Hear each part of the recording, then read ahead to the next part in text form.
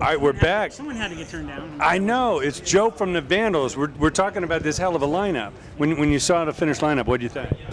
Well, I was happy about the regular stuff, Descendants, NoFX, Pennywise Bad Religion. It'd be nice to have Rancid here.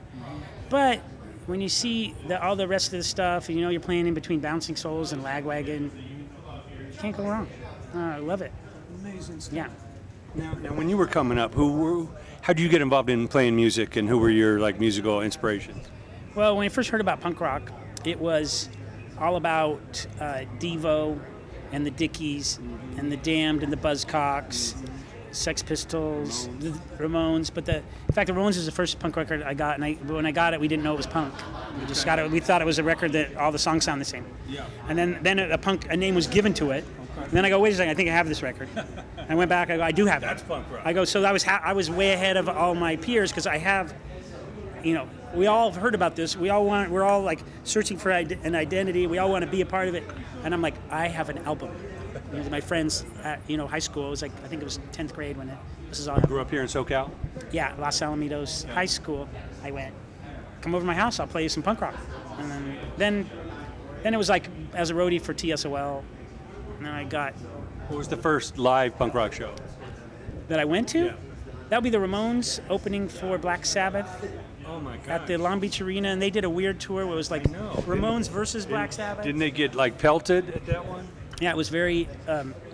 It was. The old school Sabbath fans weren't ready for the 3 chords. No, it was, and they billed it as Ramones versus Black Sabbath. Right? So they marketed it as a fight, and then when you got there, then the Ramones are playing, and then people were filling up Cokes, fountain sodas with lids half full, and tossing them at the Ramones, and so that was a constant barrage. So then, if you were, a loser, you would. By the way, loser for I'm obviously endorsing this loser, but. Sure. But if you were a loser, you would sit there and say, "Oh, this is cool. I can be a winner by throwing at these guys. These guys are the unknown." And then, okay, fine. Then I got a Ramones shirt that night. Go to school the next day, and everyone wants to beat you up.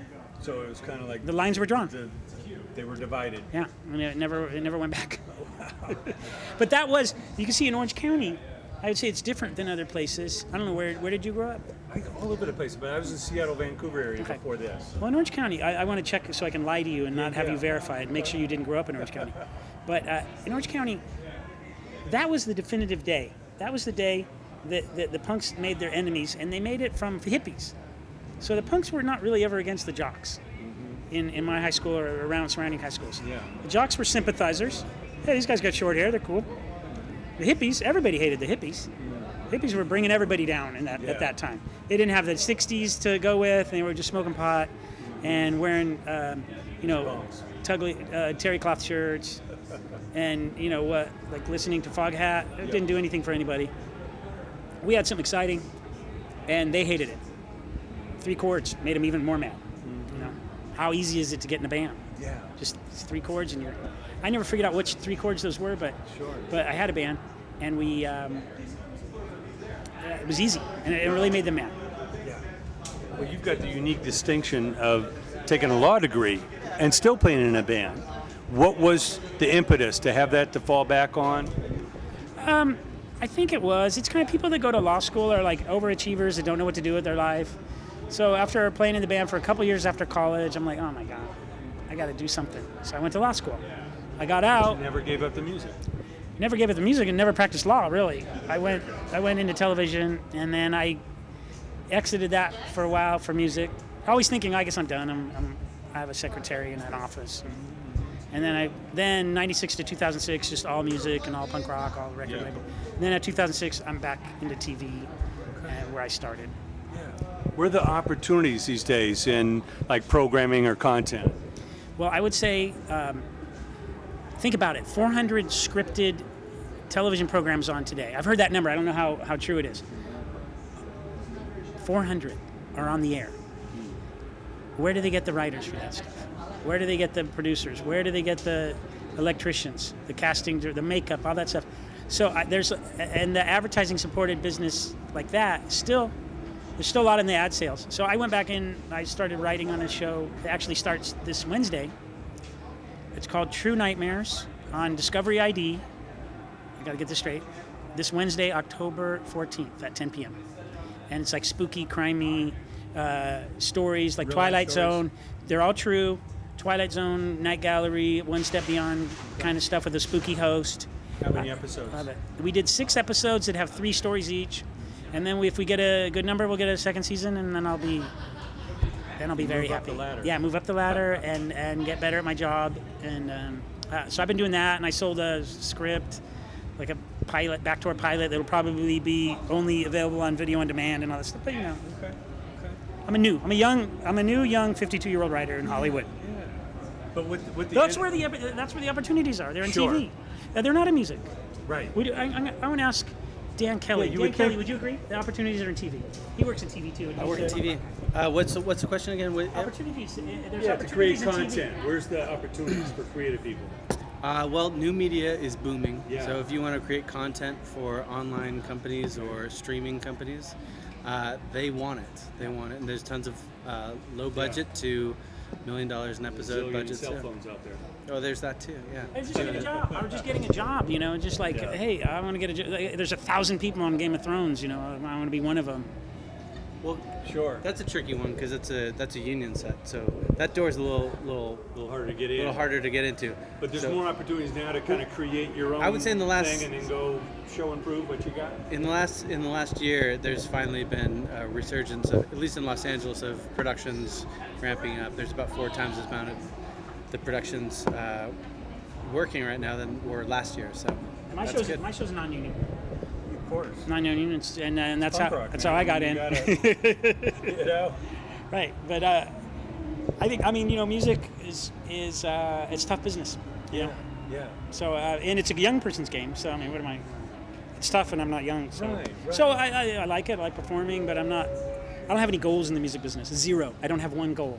But do you have a wish or a hope of how they're gonna figure out how to monetize for all these creative people that make music? It gives me a headache. It gives me a headache. It's a big battle between. Are you going to make it too hard for someone to start a new company to use music, or are you going to not pay musicians and composers? These guys are getting screwed. These guys can't start a business. That's a fight I don't want to be a part of. Yeah. So I'm like, okay, you guys, you fight that out. I'm going to be over here Make some stories. writing about a lobster boy who killed Lobster Boy at the circus. Right. Yeah. Well, we're excited about this bill today. What acts are you most excited to see? Run into? The Descendants, probably because I just watched their documentary again. So hey, I know all their That's another names. area. Documentaries are booming. Yeah, documentaries don't make a lot of money, but there are a lot of people that want to watch them. I just saw the documentary on the rise and fall of Tower Records. Colin Hanks about made. that. I heard about that. Amazing. Really good? Yeah. I mean, it's just so sad watching it crumble. Yeah. But what started in a drugstore in Sacramento was an amazing accomplishment. Yeah, I heard about that one. When I saw the Damned one recently.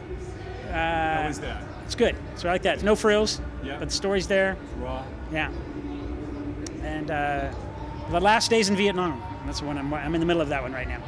Wow. It's a good one. I mean, I can't watch enough Vietnam documentaries. Well, that's real life, And what advice? I know it's tough, like you say, you don't aspire in the music business, but what advice do you give to those young creative people coming up? If you have good songs, you're going to do well. And if people aren't fighting over your songs, fighting over an opportunity to be your agent, and fighting over an opportunity to manage you, you need better songs. So don't worry about it, cry about why you don't have an agent or a manager or you're not getting shows. Go back and write better songs, because when your songs are good enough, you'll know, because 2 guys will come and fight over you. Rather than beg them, make your phone ring. Yeah. Do some sit-ups too. Yeah, work on your abs. Keep work on your abs. Yeah. Well, I don't know if you know, but back in the day, these were the grounds where the US Festival was held. Yeah. Remember that back in the 80s? Yeah, that was Flash and- that was like hey, look, we got some punk bands playing on the Steve Police. Wozniak. The Police was the punk band on that show. Wozniak put up Hoobastank. Played here 7 nights. I was there all 7 nights. No, and we played here at a show called Punk Show 95. Okay. Yeah, what a mess. Who was on that bill? Was that the Blink-182 thing? There was no Blink-182 Okay. at that time. No, 95. Yeah, there was, but they were just they were tiny babies. Who were your I think it was like Lagwagon and Pennywise and Sublime. Okay. Sublime got a $10,000 advance, Okay. paid 2 weeks beforehand, didn't show up. Whoa. That's Sublime. That's why we love him. And how soon before Bradley passed? He had about 2 more years left after. Maybe three. They were early on. They were. No, I don't know. When did he die? Like 95. I'm telling you. He died right before his first major label album came out. I don't remember the date. Oh, they were still indie. Amazing stuff. Well, Joe, always great to see you.